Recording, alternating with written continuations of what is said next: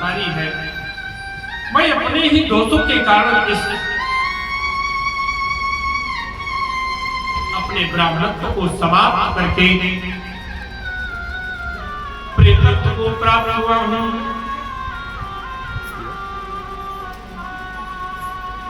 भैया कोई उपाय करो, मैं वायु पीकर के जीवन व्यतीत कर रहा हूं, बहुत कष्ट है भैया। गोकर्ण जी ने कहा ठीक है, अहो बंधो कृपा सिंधो सुमोचने, करुणामय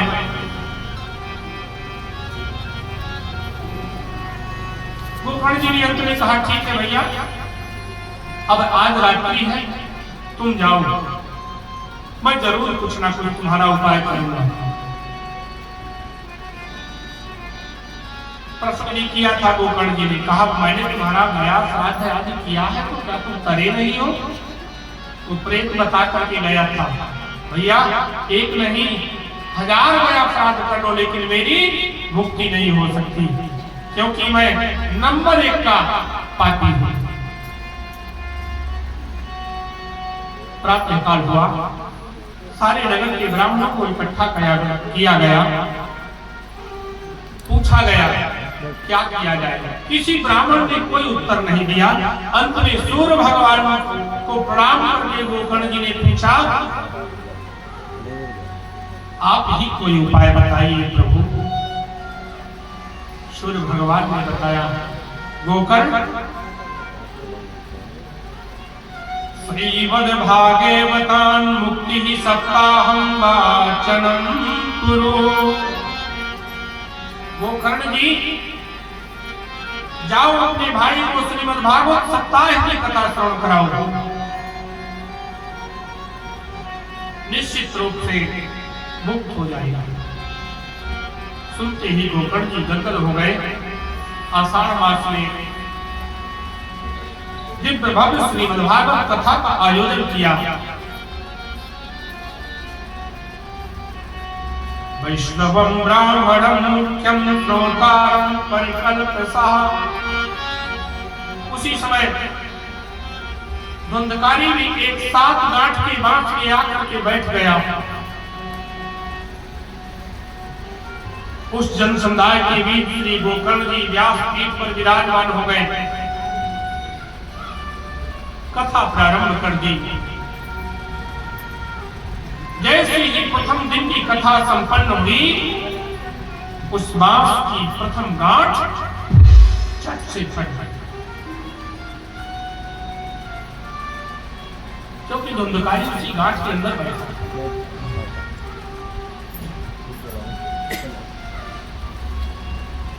कथामृत पान कर रहा था। धीरे धीरे करके 7 दिन में 7 गांठी फट गई, और 7वें दिन जब 7वें दिन की गांठ फटी, दिव्य रूपे धरो जातस् तुलसी राम मंडितः, प्रीतिवासा घनश्याम कुटी कुंडलान्वितः।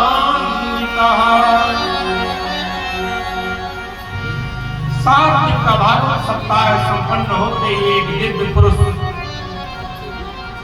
उस गांठ के बाद से प्रकट हो गया।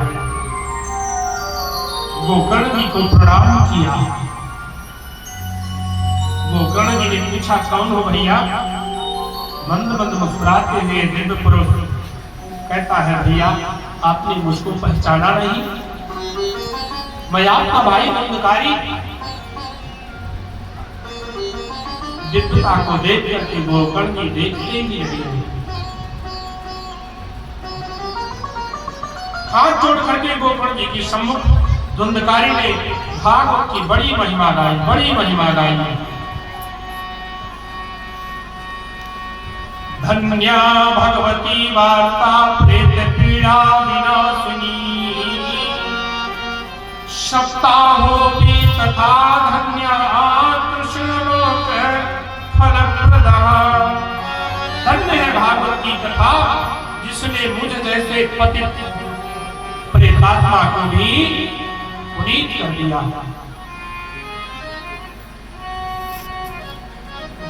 उसी समय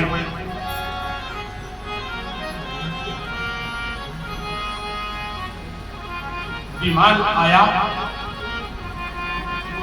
और विमान में एक ही विमान आया।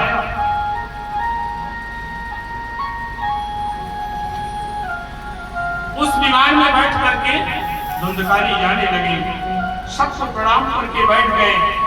गोकर्ण जी ने उन पार्षदों से पूछा, भैया अत्रैव बहवः सन्ति श्रोतारो मम निर्मला अनीकानि विमानानि न तेषां युगपत् कुतः। यहाँ तो हजारों श्रोता समुदाय बैठे थे, सब लोगों ने कथा श्रवण की है,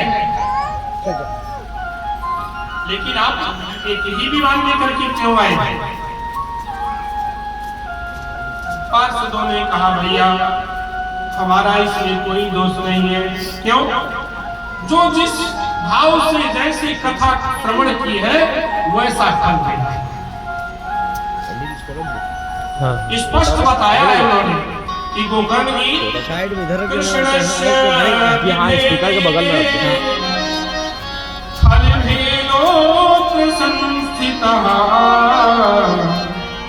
श्रवणं प्रोक्तं सर्वं तथा मननं कृतं फलभेदस्ततो नासो भवनादपि मानदे। कथा श्रवण करने का अंतर, जो जिस हिसाब से कथा श्रवण करेगा, उसको मनन करेगा, उसको वैसा फल मिलेगा। और यदि कोई बगल वाले से बात करते रहेगा, सोते रहेगा, तो कहाँ क्या पता चलेगा। परंतु पार्षदों ने कहा, भैया उदास मत होइए। गोकर्ण जी अपने सारे भक्तों से कहते हैं, अब की बार जो कथा होगी सब लोग सावधान होकर के सुनना। पुनः घोषणा करनी उसी समय श्रावण के महीने में पुनः दिव्य श्रीमद् भागवत कथा का आयोजन करेंगे। और श्रावण महीना मालूम है श्रवण नक्षत्र से ही प्रारंभ होता है। इस महीने में कथाएं सुनने से अत्यंत गुना फल प्राप्त होता है।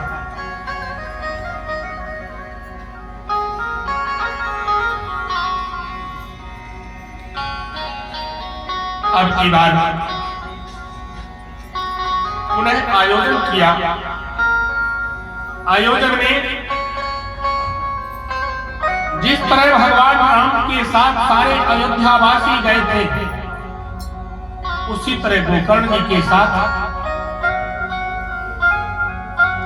सारे के सारे भक्त और गोकर्ण जी भगवत धाम को गए।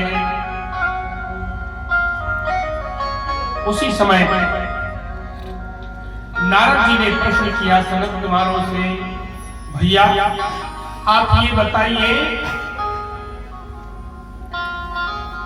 इसके करने की विधि क्या है कथा की? तो बता रहे हैं, विवाहे याग्र संमितम तादृशं परिकल्पयेत। जिस तरह व्यक्ति अपने बेटा अथवा बेटी का विवाह करता है, उसी तरह इसका आयोजन है। बहुत दिनों पहले से लोगों को सूचना देना चाहिए, सूचना देकर के लोगों को बुलवाना चाहिए, पत्र देना चाहिए, फला तारीख से हमारे घर में श्री मद्भागवत की कथा का आयोजन हो रहा है। जितना बेटी के विवाह में धन खर्च होता है, उतना श्रीमद् भागवत के विवाह में धन खर्च होता है। अब उसकी सामर्थ्यता बची, बेटी का विवाह वो कैसे कर सकता है, अगला उसी के अनुसार। ऐसा नहीं कि बगल वाले को देख करके उसने बड़े धूमधाम से किया, अरबों रुपए खर्च किया और वो भी सोचे, तो ऐसा नहीं। उसकी सामर्थ्यता बेटी की विवाह में वो कैसे खर्च कर सकता है, उसी तरह उसको शास्त्रों में बताया गया है। यदि गरीब है तो गरीब के हिसाब से, अमीर है तो अमीर के हिसाब से। विदग्धो वैष्णवो विप्रो वेद शास्त्रे विशुद्धिकृत दृष्टान्ते कुशलो धीरो वक्ता कार्योति निष्प्रह। कम से कम 5 ब्राह्मणों का वर्ण करें। ओम नमो भगवते वासुदेवाय का जप करें 5 ब्राह्मण, और भोजनम तो वरम मध्ये कथा श्रवण कार्यक्रम। पहली बात तो उपवास रहे। यदि उपवास नहीं रहा जा सकता, सामर्थ्य नहीं है शरीर में, तो कोई जरूरत नहीं है, भोजन कर सकते हैं।